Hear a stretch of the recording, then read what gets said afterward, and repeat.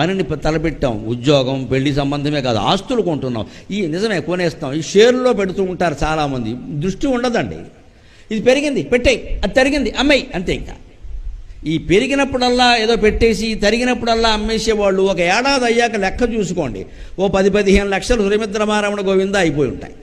ఎందుకు ఈ జోదం? అసలు షేర్లు ఎలా పెరుగుతాయో తెలుసునా? ఆ కంపెనీకి విపరీతంగా లాభాలు వస్తే మన షేరు పెరుగుతుంది, కానీ మామూలుగా ఎలా పెరుగుతుందండి? వీళ్ళు అమ్మేసరికి అది తరిగిపోతుంది, వీళ్ళు కొనేసరికి పెరిగిపోతుంది. అంటే పెంచుతున్నది వీళ్ళే, తగ్గిస్తున్నది వీళ్ళే. ఇంకెంతకంటే అమాయకత్వం ఉందా?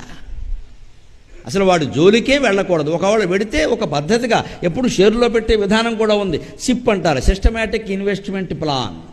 నెలకింత అని మ్యూచువల్ ఫండ్లోనూ షేర్లోనూ పెడుతూ ఉంటే ఆ నెల ఒకే అమౌంట్ పెడుతూ ఉంటే 10 ఏళ్ళైనా ఎక్కడికి పోదమ్మా, వస్తూ ఉంటుంది, పెరుగుతూ ఉంటుంది, తరుగుతూ ఉంటుంది. మన డబ్బు ఎక్కడికి పోదు. Bank deposit